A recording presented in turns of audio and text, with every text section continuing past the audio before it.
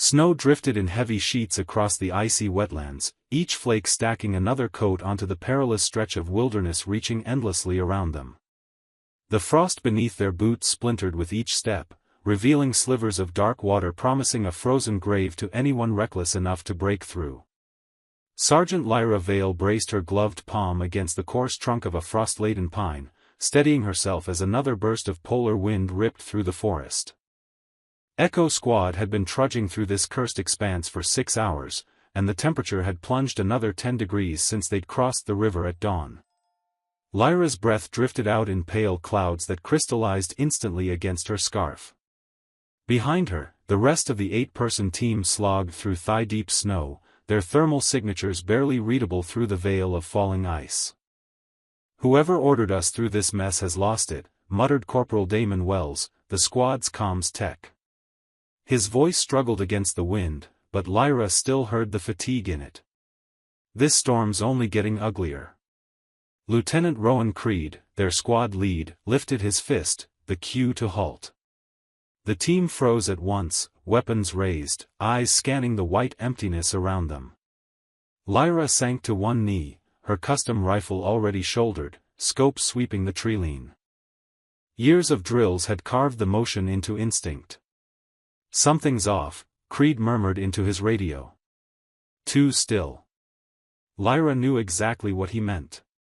Even in deep winter, a marsh this size should breathe, wind threading through hollow reeds, ice settling, distant birds. But this quiet felt intentional, engineered, as if the land itself held its breath. She'd earned her slot in Echo Squad 3 years earlier after a training run where she tagged a moving target at 1,800 m in a sandstorm. Instructors called it impossible. Lyra had called it Tuesday. But her reputation brought whispers, that she was cold, detached, more machine than human. They said she lacked fear, which made her risky to work with. What they didn't know was Lyra felt everything, she simply refused to let emotion surface. 2 years back, she'd slipped. A hurried shot, a misread gust.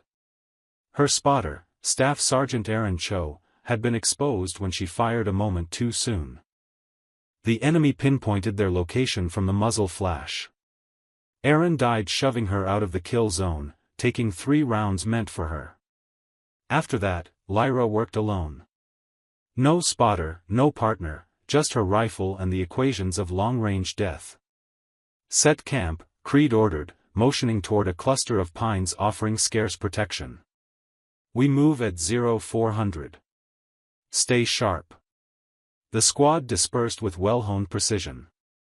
Lyra picked a perimeter post 40 m from camp where she could watch incoming angles.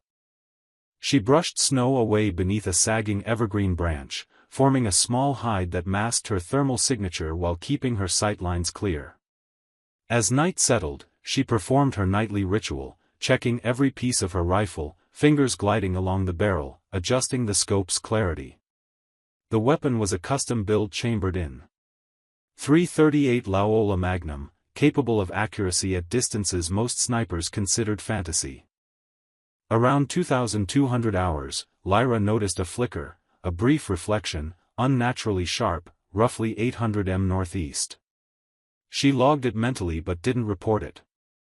Not yet. Could have been ice catching moonlight. Could have been something else. An hour later, she heard it. A soft metallic tap, like gear brushing steel. Then another faint noise, boots on frozen ground, but paced wrong for any of her squad mates. Lyra tapped her radio twice, the silent warning. In camp, she spotted Creed's head snap toward her position. She pointed northeast, lifted 8 fingers, then drew a slow circle. 8 hostiles encircling them.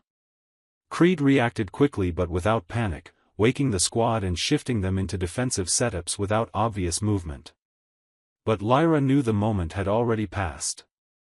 Tracks in the snow around them were days old, buried and reburied by new storms.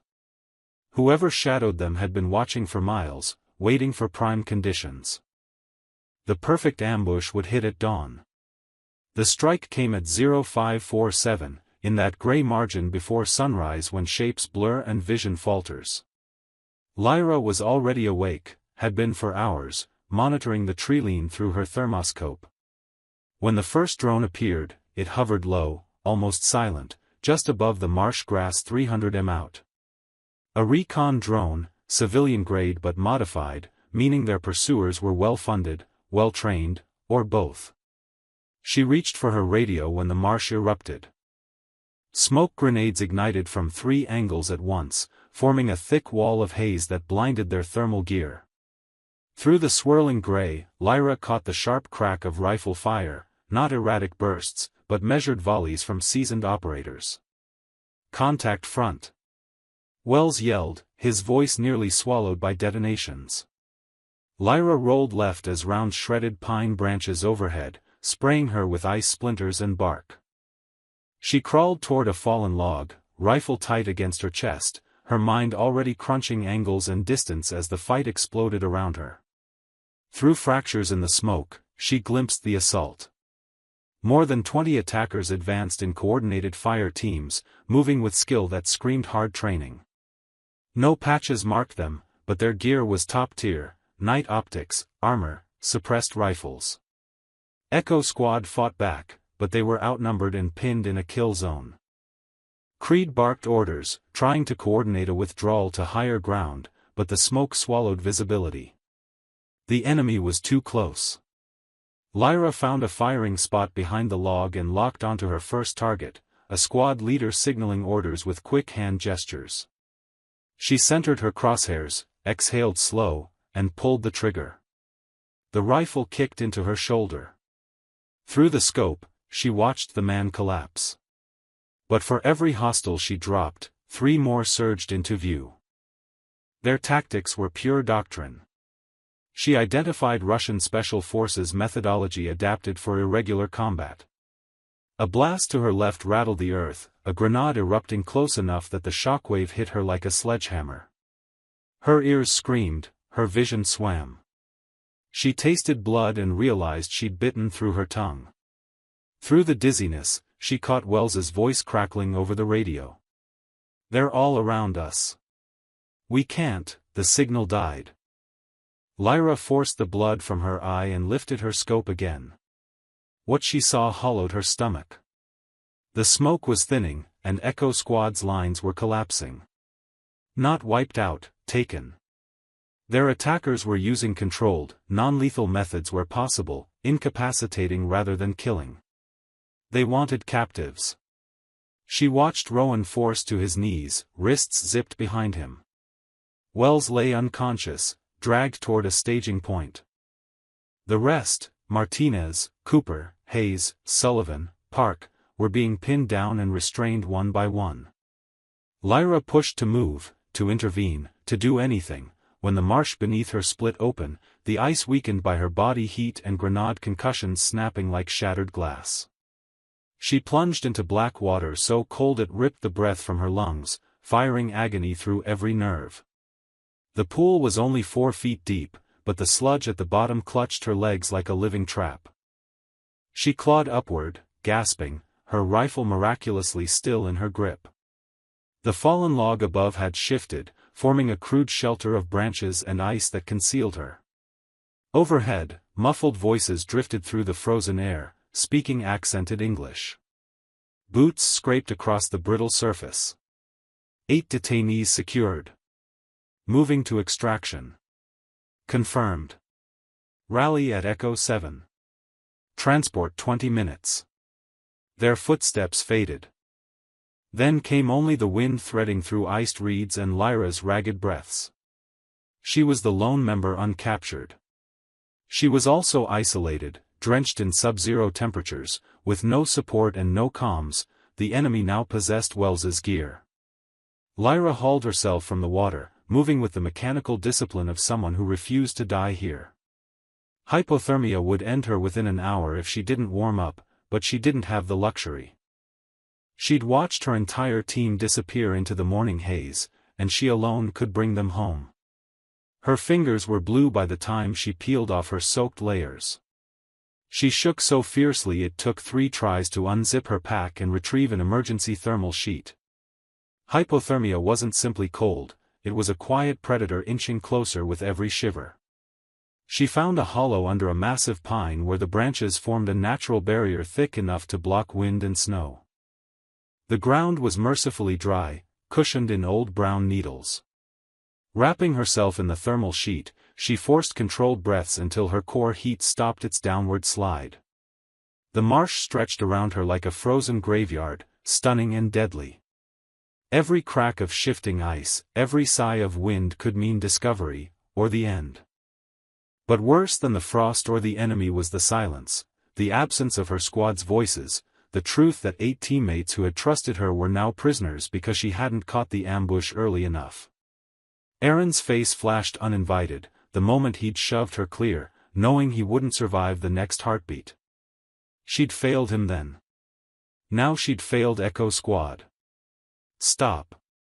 Not now. Focus. Lyra pulled out her personal optics, a high-end thermal monocular she'd bought herself, compact enough to survive the plunge. She swept the marsh in methodical arcs. There, 2 kilometers northeast, heat signatures. Multiple figures, tight formation, moving in a tactical column. That had to be the enemy escort with her captured squad. They were heading deeper into hostile territory toward what she assumed was their operating site. She checked her rifle. It was functional. Military rifles were built to fire after immersion, though a proper strip-down was needed before any precision shots. That would cost time she didn't have. The squad would be questioned, likely worse. Every passing minute cut their survival odds. Lyra weighed the options with brutal clarity. She could try to reach friendly lines, report, wait for a recovery mission that could take days to mobilize. By then, Echo Squad would be dead or moved somewhere impossible to track. Or she could do what she existed to do, hunt. The marsh was hostile, but it was also cover. The enemy wouldn't expect a lone survivor to stalk them through this frozen wasteland. They'd be focused on rapid movement, securing prisoners before command realized Echo Squad had missed their check-in. Lyra gave herself 10 minutes to dry her rifle and prep. She worked with long-trained efficiency, breaking it down, clearing each part, reassembling with hands no longer trembling. She changed into her last dry underlayer, trading warmth for mobility. Ammo count, 32 rounds of .338 Loyola Magnum against 20+ hostile operators. The math was ugly. But math had never stopped her. She began her pursuit, threading through the marsh with the patience of someone who knew that haste without stealth was just a faster death. The enemy left a trail, boot marks, fractured ice, bent reeds. They were moving quickly, trading subtlety for speed, confident no one would dare follow them through this frozen hell. They were wrong. 90 minutes later, Lyra reached a vantage point, a jagged outcrop rising 50 meters above the marsh. Exposed, windswept, a nightmare position for a sniper. The gusts here were wild, swirling, unpredictable. But it was the only location within 3 kilometers offering a clean view of where the enemy was taking Echo Squad. Through her scope at maximum magnification, she saw it. A cleared patch near an old ranger station, repurposed into a temporary holding site. Her team was confined in what appeared to be a reinforced storage building. Guards paced the perimeter. Others gathered by vehicles. Lyra pulled her rangefinder. 2,897 meters. Nearly 3 kilometers. She'd made shots at 2,200 before. The longest recorded sniper kill in history was just past 3,500 meters, under perfect conditions, with multiple spotters. Lyra had none of that. She had vicious crosswinds, steady snowfall, sub-zero air that would warp her ballistics, and a squad that would die if she hesitated. She began her calculations. The enemy's route through the marsh told a clear story to anyone trained to interpret it. Lyra shadowed their path, keeping hidden, analyzing each sign with the meticulous mind that had made her one of the top marksmen in the force. They were a professional team. That much was unmistakable. Their formation was regulation perfect, 5 meters between each operator, staggered so they never presented clustered silhouettes. When they crossed areas of thin ice, they shifted into single file, each man stepping precisely into the print of the one ahead to spread weight. But even disciplined units slip.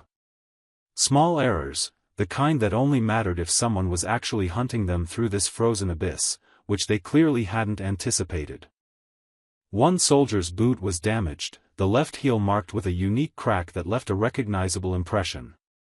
Another favored his right leg, producing an uneven depth pattern in the snow. Those tells gave Lyra confirmation she was following the right group, not just random wanderers in the marsh. She located their regroup point, a cluster of trees where overlapping boot prints and cigarette butts littered the powder. They'd felt secure enough to take a smoke break, which told her they believed this territory belonged entirely to them. The tracks pressed steadily northeast toward rising terrain where the marsh yielded to dense pine forest. Lyra followed like a stalking predator, placing each step with care, letting terrain and shadow swallow her presence. Years of training had taught her to merge with the environment, not through gadgets, but through mastery of light, contrast, and human psychology. As she moved, she continually assessed potential firing positions. A sniper's mind was always measuring angles, distance, wind, concealment, escape options. Every ridge, hollow, and slope was analyzed for tactical worth. Most high ground sat too close to the enemy route. Firing from there would expose her instantly with no chance to relocate. She needed range, real range, the kind where the sound of her shot wouldn't reach the target for seconds, giving her precious moments to vanish. Then she saw it. A jagged outcrop jutting from the marsh like a shattered fang. Exposed. Obvious. The last place any experienced sniper would choose, which made it perfect. Lyra climbed slowly, testing each hold, moving with the deliberate caution of someone who understood a single twisted ankle meant death. The wind intensified the higher she rose, whistling through the rock with a feral, distant cry sound. At the top, she found a flat stone ledge, wide enough to lie prone with her rifle. The vantage gave her a sweeping view of the valley below.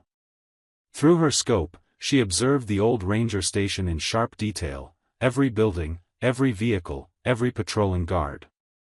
She lifted her rangefinder and verified what her instincts had already delivered. 2,900 meters, about 1.8 miles. At that range, her round would take roughly 4 seconds to arrive. It would drop nearly 30 meters from the muzzle line. A 5-mile-per-hour wind would shove the shot more than a meter sideways. And the wind here was no gentle 5, it whipped erratically between 15 and 30, shifting directions at will. Any military handbook would call the shot impossible. Lyra had learned long ago that impossible only meant no one had succeeded yet. She began her ritual. Her hands were bare as she built her firing position. Despite the biting cold, she needed raw tactile feedback, the feel of the stone, the vibration of the gusts, the micro-adjustments where her rifle would rest. Gloves muted too much, and at 2,900 meters, even the slightest variable spelled failure. She stacked stones with precision, crafting a platform that would absorb recoil without shifting. The rifle had to be perfectly level. Perfectly supported. Even a fraction of cant would send her round into empty snow 2 valleys away. Next came the crucial battle, wind. At ordinary combat distances, wind was simply another factor. At 3 kilometers, wind was the deciding factor. And wind was never uniform. It changed with terrain contours, altitude bands, temperature differentials. Lyra opened a small, weather-worn notebook and began logging conditions.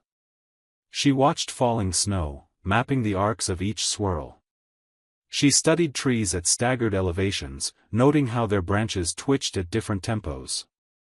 Other snipers used wind meters and ballistic software. Lyra had her senses, and a trick she'd learned from an old Marine sniper who'd fought in Vietnam. She pulled several strands of her own hair, holding them up to feel how they drifted in the breeze. Hair picked up currents instruments sometimes missed. She tied the strands to tiny stones and placed them around her platform, forming a primitive but highly sensitive wind grid. Then she breathed, slow, measured, deliberate, lowering her heart rate into the mental stillness she called the quiet. Her pulse slipped from 60, to 50, to 45. The world slowed, sound flattening, vision sharpening into cold precision. This was the trance state only elite snipers reached, a fusion of mind and muscle that looked like instinct but was born from 10,000 hours of repetition. Her heartbeat leveled at 44 beats per minute. Perfect. Through her scope, she examined the ranger station intimately. Guards rotated on a 15-minute cycle, standard discipline. The prisoners were kept in the main structure, briefly visible whenever the door opened. She counted heads. All 8 of Echo Squad were alive. But a new problem surfaced. The shots she needed weren't merely difficult, they required sequencing. She had to neutralize the immediate threat to her team, which meant isolating who held command, who had a weapon trained on her people, who would fire the moment chaos began. At 2900 m she couldn't make out faces, but she could read posture, authority, the subtle way others yielded space around particular figures. There, in the compound center, a man directing movements with sharp gestures. That was the commander. If she dropped him first, the shock might buy her people precious seconds to resist. But another presence intruded, as it always did before a critical shot. Aaron, his voice steady in her memory, calling adjustments with calm precision. Asterisk wind left to right, 8 clicks. Target drifting, lead 1 meter. Asterisk back then she'd had a spotter, someone to catch what she overlooked, to validate her numbers, to share the weight of taking a life from impossible distance. Now she had no one. Lyra opened her ballistic log and began computing. Bullet drop at 2900 m with her load, 29. 7 m, Coriolis drift, Earth's rotation would nudge her round approximately 8 centimeters right at this latitude. Temperature at minus 15 degrees Celsius would slow muzzle velocity by roughly 20 feet per second. She worked through every value with mechanical steadiness, checking, rechecking. Then she adjusted her scope, dialing elevation and windage according to her best projections. Wind remained the sole unpredictable variable. It would shift during the bullet's 4-second flight, she had to trust instinct to bridge the uncertainty. Movement flickered at the station. Guards were lining the prisoners outside. Wrong. Why expose them? Unless they were prepping for transport, or execution. Lyra's pulse kicked hard, threatening the quiet she needed. She inhaled deeply, suffocating the panic. Emotion now meant failure. She had one attempt. 4 seconds of flight. Almost 3 kilometers of unknowns. 8 lives depending on the hardest shot she had ever taken. She settled prone, cheek snug against the stock, eye centered through the optic. Her trigger finger rested lightly, feeling the faint tension of the mechanism. The world collapsed into a single narrow corridor of pure focus. Then, impossibly, the wind died. Absolute silence, no gusts, no drifting snow, just a crystalline pause draped across the marsh. Lyra recognized these moments, brief atmospheric still points where everything held its breath. She had 4 seconds, 5 at most. Through the maxed-out magnification, her target sharpened, the commander standing squarely in the compound, gesturing at the prisoners being lined along a wall. The stance, the motions, she'd seen firing line preparations before. Her crosshairs settled on center mass. At 2,900 meters, a headshot would be reckless fantasy. The torso was the only viable impact zone, though viable was relative when the target looked no bigger than a fingernail. She'd solved every equation possible. Now came the part math could never own, the difference between a competent marksman and an extraordinary one. Intuition. Lyra exhaled slowly, emptying her lungs until she reached the tiny weightless moment between breaths when her body went absolutely still. One heartbeat pulsed, slow, controlled, and she pressed the trigger. The rifle thundered, recoil slamming into her shoulder, muzzle blast cracking off the stone. She held her eye to the scope. 1 second, the round still climbing, rising toward its peak. 2 seconds, reaching maximum altitude, beginning its long fall, still screaming at over 1,200 feet per second. 3 seconds, dropping hard now, dragged by gravity, carving a path through frigid air. 4 seconds, the commander collapsed like his strings had been cut. For a heartbeat the compound remained frozen, puzzled. They didn't grasp what had happened. The rifle's report wouldn't reach them for another 3 full seconds, and even then the echo would smear itself across the marsh, impossible to pinpoint. A guard stared dumbly at the fallen officer. Another pivoted, scanning aimlessly. Then the sound arrived, a distant crack from everywhere and nowhere, and panic erupted. Lyra had already cycled her bolt, a second round chambered. She'd built her plan around this window, the brief confusion before trained soldiers organized. They'd dive for cover, search for angles, but she still had seconds to exploit. Her next target, the guard nearest Rowan Creed, the one leveling his rifle at the prisoners. Through the scope, she caught him twisting, still struggling to interpret the chaos. She fired again. Another 4-second eternity. Another impossible solution calculated in the quiet space between heartbeats. The guard collapsed. Now the compound erupted in full-blown panic. Soldiers scattered, some dove for cover, others tried dragging the prisoners back inside. But 3 of them, Martinez, Cooper, and Hayes, had seized the opening. She watched them bolt, snatching up weapons and sprinting for freedom. Lyra shifted, tracking a new threat, an enemy soldier who'd found partial cover and was sighting in on the fleeing prisoners. She led him by a fraction, compensating for his movement, and took the shot. Miss. The wind had nudged her round just enough to push it off course. She racked the bolt, chambered again. The soldier was still aiming. She corrected and fired. He dropped. 4 rounds fired. 3 hits at 2,900 meters, numbers that would seem mythical to anyone who didn't know that impossible was simply another word for difficult. But the enemy was adapting. She spotted a team assembling a heavy machine gun, angling it toward her general direction. They couldn't see her, too distant, too well hidden, but they were going to rake the high ground with suppression fire. The first burst sent rounds snapping past her position, stitching stone 50 meters to her left. Guesswork, but even guesses could kill. Lyra took one final shot.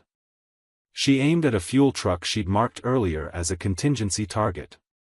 The .338 Loyola Magnum round wasn't incendiary, but at this range it would punch cleanly through the tank's thin casing. The explosion blossomed into a rolling fireball, hurling soldiers into cover and drowning the compound in heavy smoke.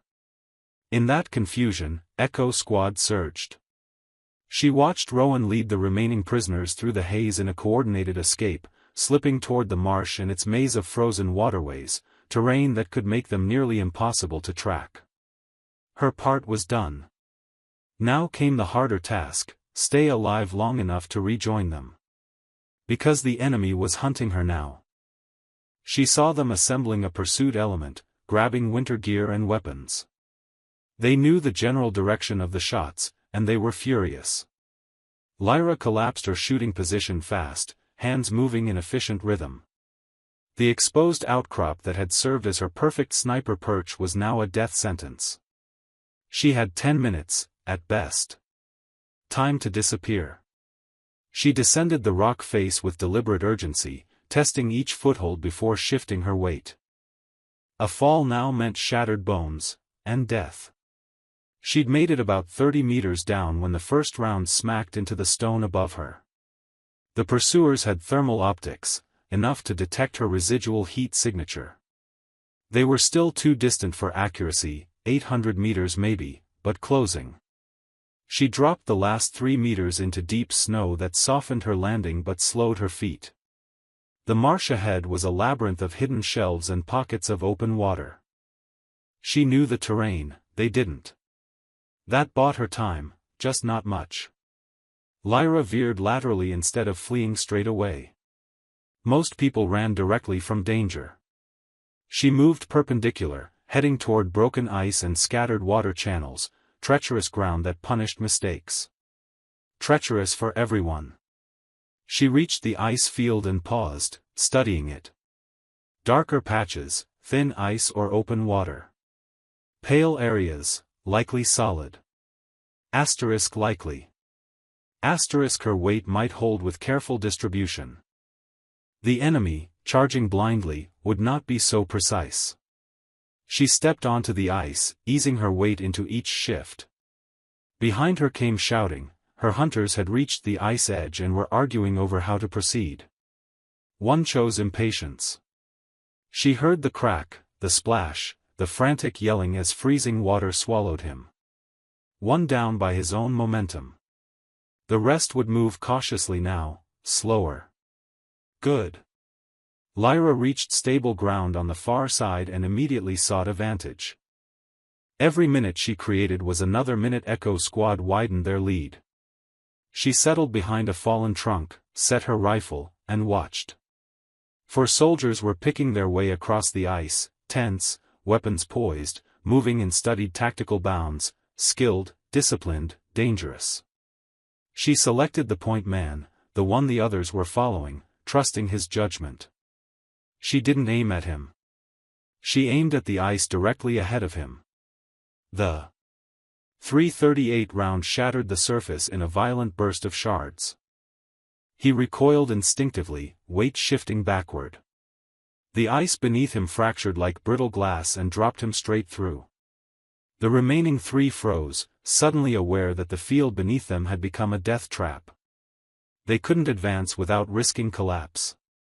They couldn't retreat without exposing their backs to her. Lyra exploited the hesitation.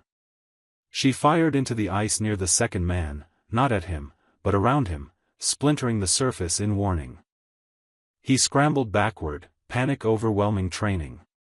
Now the group was retreating, dragging their soaked teammate from the water, consumed with survival instead of pursuit. But Lyra knew this reprieve was brief. They'd regroup, find a safer route, and come for her with more bodies and sharper tactics. She had to reach Echo Squad. Before moving, she pulled out her compass and oriented herself toward the direction she'd watched her team run, northeast, deeper into the marsh, toward low hills offering far stronger defensible ground. Snow thickened into heavy flakes, shrinking visibility but conveniently masking her trail. She traveled with decisive purpose, slipping onto game paths where she found them, using ridges and terrain folds to blur her heat signature from aerial sensors. After 40 minutes of punishing movement, she spotted them, a line of fresh boot prints, 8 sets, moving in disciplined tactical spacing. Echo Squad was together, organized, thinking like soldiers even after captivity. Good. She accelerated, closing the distance now that she knew their heading. As she pushed forward, she prepared her mind for the next phase. Their hunters wouldn't quit. They'd taken casualties, lost prisoners, and been outmaneuvered by a single operator. Their pride was wounded, and pride made enemies vicious. Lyra needed to be ready to deliver what Echo Squad required most, time and suppression. She checked her ammunition, 19 rounds left against maybe 15 or more hostile operators. The odds were still ugly. She accepted them. Lyra located Echo Squad 3 kilometers northeast of the station, tucked inside a natural depression ringed by dense pines.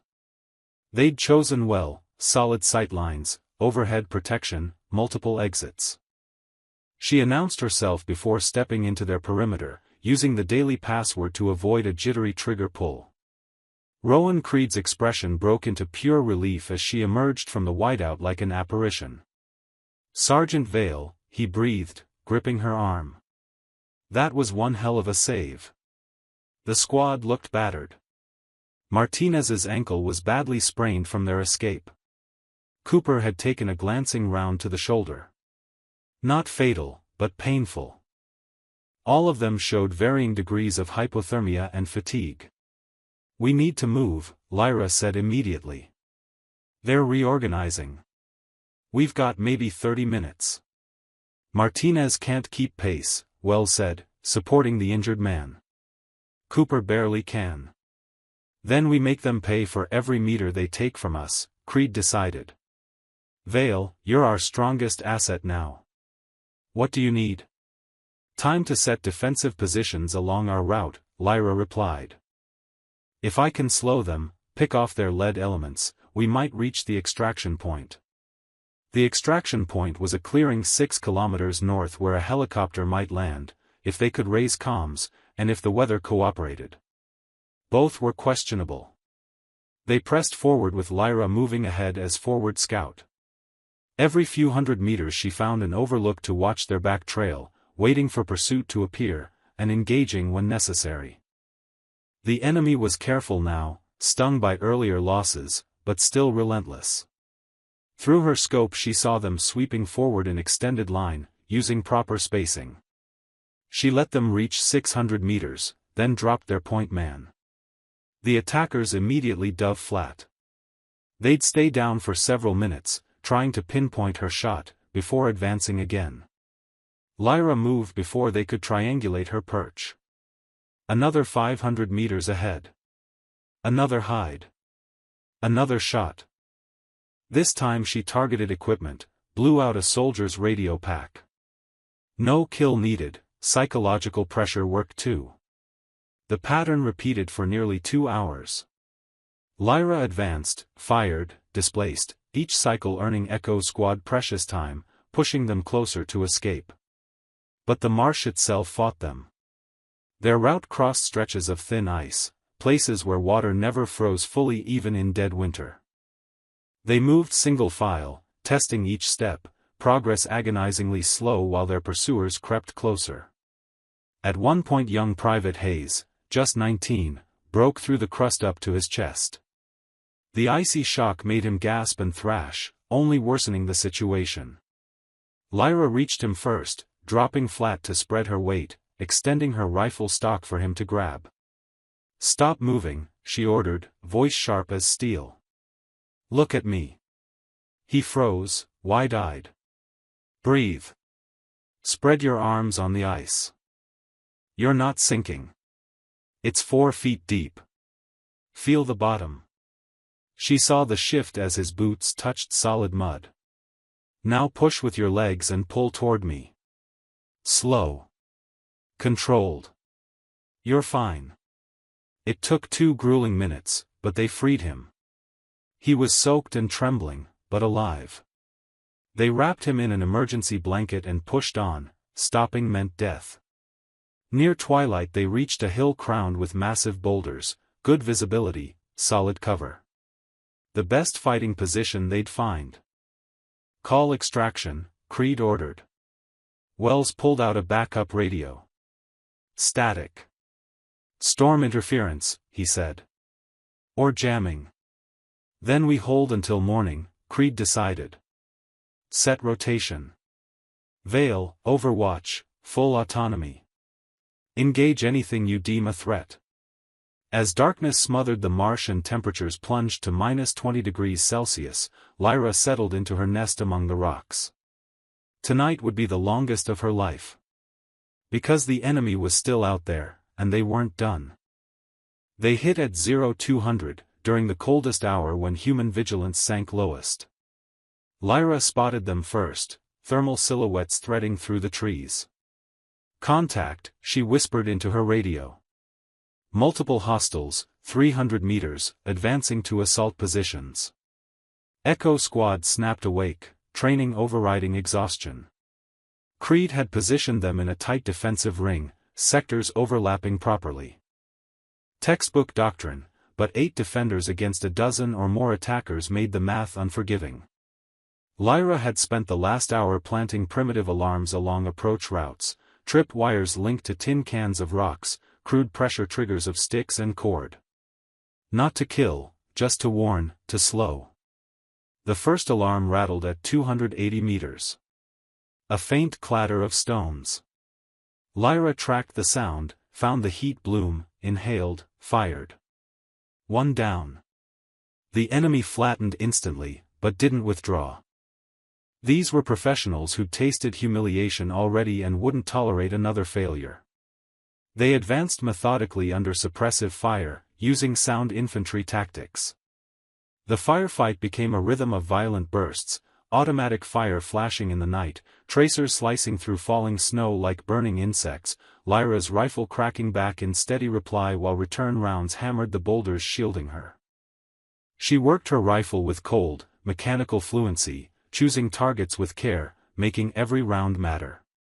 At these distances, 200 to 400 meters, she was death incarnate, and the enemy understood it. They shifted heavy suppressive fire onto her position, trying to drown her in noise while other elements maneuvered. But Lyra had long ago learned how to survive under incoming fire. You never ignored it, that was how you ended up dead. You simply learned to distinguish the rounds that could kill you from the rounds meant only to scare you. Most suppressive fire was just that, noise. She dropped 3 more hostiles in rapid succession, stalling the enemy push completely. They'd expected to overwhelm a group of exhausted, half-frozen escapees. Instead, they'd collided with a dug-in defense anchored by a sniper who saw through darkness and didn't miss. Their acting commander, the replacement for the one she'd killed, made a call. She watched it unfold through her scope, troops pulling back, adjusting formation, preparing a different approach. They were bringing up a marksman of their own. The first shot from the enemy sniper whipped so close she heard the supersonic crack tear past her ear. A professional. Someone trained. She rolled left instantly, slipping behind a boulder just as a second round smashed into the spot she'd occupied seconds before, spraying stone fragments across her cheek. Now the fight had changed. This was sniper versus sniper, the most intimate and unforgiving duel on any battlefield. Lyra forced herself into stillness. Think. Their marksman was using thermal optics. He'd seen her muzzle flash, tracked her shift. He'd expect her to pop up from a new angle for a countershot. So she didn't. She stayed low, silent, letting the minutes stretch, letting him wonder if he'd killed her or if she was circling for a flank. Behind her, Echo Squad kept the suppressive fire flowing, pinning the enemy infantry in place, but ammo was finite, and the attackers seemed willing to trade rounds all night. After 5 long minutes, Lyra saw it, a faint thermal flicker about 400 meters out, elevated, someone shifting weight, adjusting their rifle. She centered her reticle and waited. Snipers always moved again once they thought they'd been spotted. There, another subtle shift. Lyra fired. Through her scope she watched the heat signature collapse. Enemy sniper down. The effect was immediate. Without their precision shooter, the enemy lost discipline. Their fire scattered, their movements hesitated. Creed seized the opening. All sectors, suppressive fire. Push them back. Echo Squad unleashed everything left in their weapons, a roaring curtain of fire no sane attacker would cross. And these enemies were sane. They'd taken heavy losses for zero gain. They withdrew, dragging casualties, vanishing into the dark shade of pre-dawn. But Lyra knew this wasn't victory, merely postponement. Come daylight, the enemy would regroup, bring overwhelming force, or just call in artillery. Echo Squad needed extraction before sunrise. As if on cue, Wells suddenly shouted, "I've got signal." Patchy, but signal. Request immediate extraction, Creed snapped. Emergency priority. They waited in straining silence while Wells fought static, praying the connection held. Copy received. Wells called. Birds inbound, 45 minutes. Weather's clearing enough for flight. 45 minutes. They had to survive 45 minutes. The enemy would hear the helicopters long before arrival. They'd throw everything into stopping the extraction. Check ammo. Creed ordered. This is about to get ugly. Lyra had 6 rounds left in her magazine, 6 bullets between Echo Squad and Annihilation. She'd made the impossible work before. She only hoped she had a few more impossibles left. The helicopters arrived low and fast, skimming treetops, rotor wash blasting snow into swirling clouds. 2 Blackhawks, armed, ready, their door gunners already hunting for targets. The enemy launched their final assault exactly as Lyra predicted, bursting from the tree line in a desperate charge. Silhouetted against the dawn, they were exposed, and Echo Squad fought with the ferocity of soldiers who could see salvation inbound. Lyra took her last 6 shots with clinical calm, dropping 6 threats in a perfect cadence her instructors would have framed on a wall. Then, click. Empty. She holstered her rifle and switched to her sidearm, firing controlled bursts to cover the squad as the Blackhawks touched down. Move! Move! Move! Creed shouted, shepherding his people toward the landing zone while enemy rounds snapped into the snow. The door gunners unleashed torrents of fire, their heavy guns finally overwhelming the assault and forcing the attackers to break. Echo Squad scrambled aboard, Martinez and Cooper hauled in by sheer strength, Hayes wrapped tight in his emergency blanket. Every one of them moved with the frantic urgency of soldiers who had already accepted death, only to be handed one last chance to live. Vale, move. Price was the last man outside the helicopter, refusing to climb aboard until every member of his squad was accounted for. Lyra sprinted, legs burning from exhaustion, lungs raw from the frozen air. She launched herself through the open door just as the pilot pulled pitch, lifting them free of the kill zone. Below, the marsh shrank away, a frozen graveyard she'd narrowly escaped, now just a pale wasteland scarred by the dark lines of battle. She watched enemy soldiers regrouping, staring up at the departing Blackhawks, knowing they'd lost. Inside, Echo Squad checked each other for injuries, stunned and relieved to still be breathing. Someone pressed a bottle of water into Lyra's hands. Someone else draped a blanket over her shoulders. Creed settled beside her, leaning close to be heard over the roar of the rotors. That shot from 3 clicks. I didn't think it was even possible. It wasn't, Lyra replied. If we're being honest, statistically speaking, should have missed. Wind was wrong. Conditions were wrong. Everything was wrong. But you made it anyway, Creed said. 3 times. 3 hits at 2,900 meters. He shook his head, half in disbelief. They're going to want a full debrief. Ballistics analysts are going to lose their minds. That might be one of the longest confirmed sniper hits ever recorded. Lyra didn't answer. She stared out the open door at the retreating marsh, thinking of Aaron, thinking of every shot she'd missed, every mistake she'd carried like a weight. Then she glanced at the 8 people in this aircraft who were alive because she had made 3 shots no one believed could be made. Wells leaned in, grinning through exhaustion. They're already talking about it on the command net. Silent Frost. That's what they're calling you, the Silent Frost sniper. That's stupid, Lyra muttered, though without heat. Hey, military call signs could be worse, Wells shot back. Be grateful it's not something embarrassing. As the helicopter cut through frigid air toward safety, toward heat, dry clothes, medical care, Lyra felt a shift deep inside. The burden she'd carried since Aaron's death, the guilt, the isolation, the belief that she was too dangerous to be part of a team, began to loosen. She hadn't saved Aaron, but she had saved Echo Squad. Sometimes redemption didn't come from rewriting the past. Sometimes it came from standing where it mattered, when it mattered, and doing the thing everyone swore couldn't be done. The sun broke through the cloud cover, bathing the snowbound wilderness in gold and rose. Beautiful and deadly, like everything in this land of ice. Creed touched her shoulder, nodding toward the squad. "You know what you gave us back there," he said. "Hope. When we were tied up in that compound, when we thought it was over, you gave us hope." Lyra looked around at them: Martinez, Cooper, Hayes, Sullivan, Park, Wells, Creed. 8 soldiers who had trusted her. 8 who still lived because she refused to accept that impossible meant unreachable. "Just doing my job, sir," she said softly. "No," Creed replied.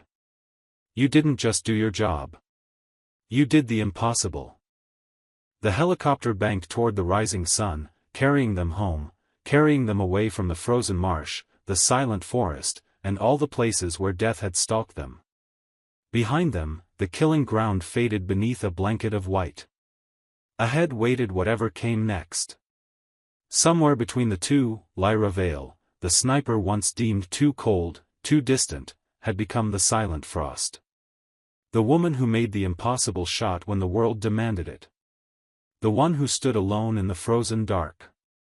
The one who refused to let her squad die. The one who hit a target at 2,900 meters in a winter storm and saved 8 lives with 3 bullets and 4 seconds of stillness. In the marsh below, snowfall would bury the battlefield, covering blood, brass, broken ice, and boot prints.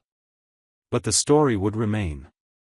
And that story would spread through every base, every briefing room, every sniper school, told by instructors to recruits who insisted certain shots were impossible. The legend of the silent frost. The story of Lyra Vale, who proved impossible just meant no one had done it yet, until her.